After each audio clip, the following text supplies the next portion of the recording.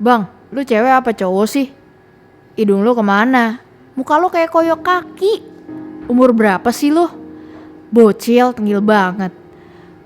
Pastinya gak ada yang nyaman sama pertanyaan yang kayak gitu. Bukan cuman gua, tapi lu juga. Ya, inilah ketidaknyamanan yang gue dapat sebagai penderita thalassemia mayor. Sedari umur 8 bulan, gue didiagnosa menderita sakit thalassemia mayor. Kondisi itu memaksa gue untuk harus transfusi darah setiap bulan demi kelangsungan hidup gue. Ibarat mobil yang perlu bensin, tubuh gue perlu darah agar gue bisa beraktivitas normal seperti orang pada umumnya. Jadi darah yang masuk ke tubuh gue akan hilang seiring berjalannya aktivitas yang gue lakukan sehari-hari, baik itu bekerja, bernafas, berolahraga. Dan sel darah merah itu gak berubah menjadi darah putih, melainkan hilang gitu aja. Secara gak langsung kondisi itu juga memberikan dampak hormonal pada diri gue. Gue emang pesek, mata gue sipit, tinggi gue bantet, bocil.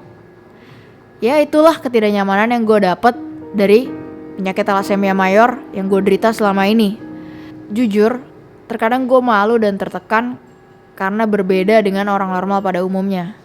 Gue bahkan rela untuk menukar apapun supaya gue bisa mendapat kehidupan normal seperti yang kalian jalanin.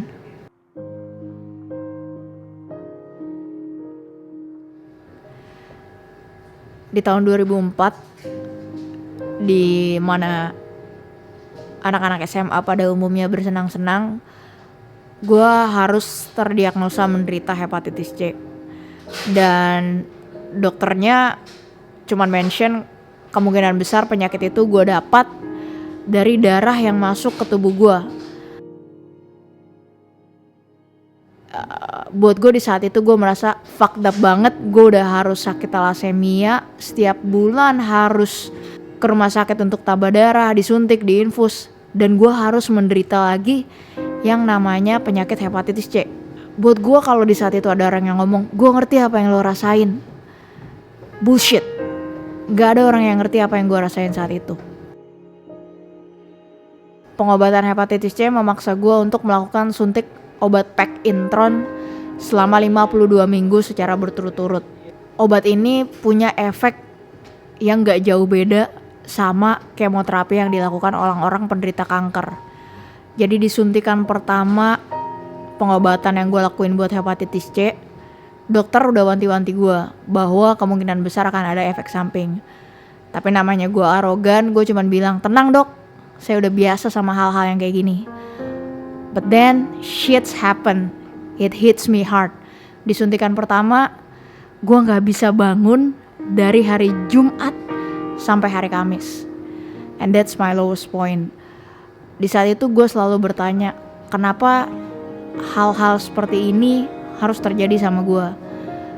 Bahkan gue sempat ngomong ke nyokap gue, secara gak langsung gue bilang ke dia kayak gini, Mi, boleh gak Stanley gak usah lanjutin pengobatan hepatitis C yang lagi dijalanin. Buat Stanley sepertinya semuanya sama aja. Apapun yang Stanley lakuin saat itu akan berakhir pada kematian. Biarin aja Stanley hidup sebagai penderita thalassemia mayor, punya hepatitis C, dan kapanpun Stanley mati, Stanley siap. Nyokap gue datang ke gue, sembari meluk gue, dia bilang, Koko yakin tega tinggalin mami sama papi berjuang berdua aja. Selama ini kita udah berjuang bersama-sama. Dan ya udah, setelah gue mendengar bisikan nyokap gue, well, fuck it, I'm just gonna continue my life like this. I'm gonna fight with my parents. Selama 30 tahun gue menyimpan rahasia ini sendiri sama orang-orang terdekat, dan gak ada orang di dunia luar yang tahu apa yang gue derita selama ini. Gue capek harus seolah-olah hidup dalam kepura-puraan, terlihat baik-baik aja, tapi sebenarnya gak baik. Sampai akhirnya gue memutuskan untuk speak out dan come clear. Gue merasa lega dan gue gak harus hidup berpura-pura lagi. Akhirnya gue bisa berdamai sama penyakit gue. Dan yang paling penting, gue gak perlu malu lagi sama siapa gue sebenarnya.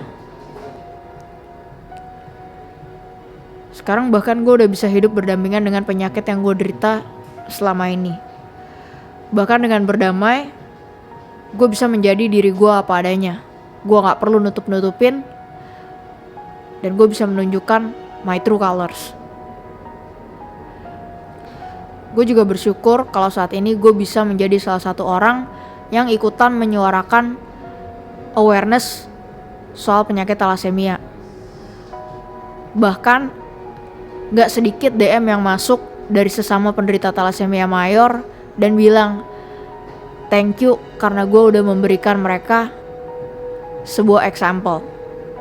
Gue merasa bahwa hal-hal seperti itu adalah achievement yang sangat luar biasa buat gue, dimana gue bisa ngebantu mereka berdamai dengan luka mereka dan mengovercome luka itu. Terlepas dari luka yang gue derita soal penyakit thalassemia gue percaya bahwa setiap orang pastinya juga punya luka di hidupnya masing-masing.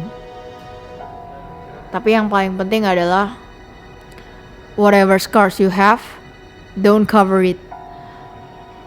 Walk past the wound and live with the scars, 'cause I have.